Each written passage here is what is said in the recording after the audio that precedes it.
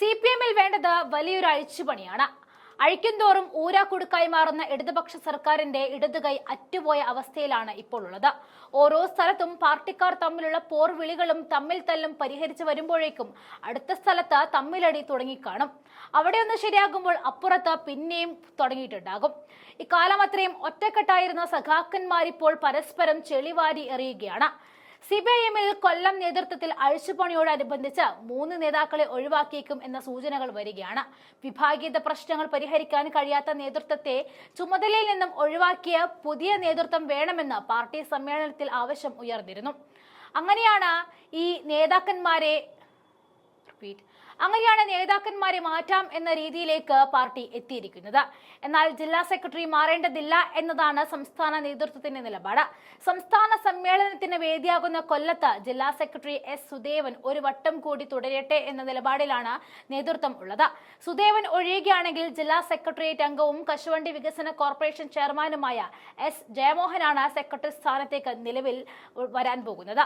കരുനാഗപ്പള്ളിയിൽ നിന്നും ഉള്ള 3 നേതാക്കന്മാരെയും ഒഴിവേക്കും എന്ന സൂചന കൂടുതൽ ശക്തി പ്രാപിക്കുകയാണ്. ജില്ലാ കമ്മിറ്റി അംഗം PR വസന്തനു പുറമെ ജില്ലാ സെക്രട്ടേറിയറ്റ് അംഗം രാധാമണിയെയും ബാലചന്ദ്രനെയും ഒഴിവാക്കിയേക്കും. രാധാമണിക്ക് പകരം സബിത ബീഗം ജില്ലാ സെക്രട്ടേറിയറ്റിൽ എത്താനാണ് സാധ്യത.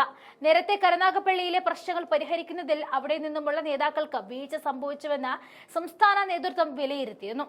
കഴിഞ്ഞ ദിവസവും നേതൃത്വത്തിനെതിരെ രൂക്ഷമായ വിമർശനം ഉണ്ടായി. നേതൃത്വം മുതലാളിമാരായും പ്രവർത്തകർ തൊഴിലാളിമാരെയും എന്ന മട്ടിലുള്ള നിലയിലാണ് കാര്യങ്ങളുടെ വിമർശനം ഉയർന്നത്.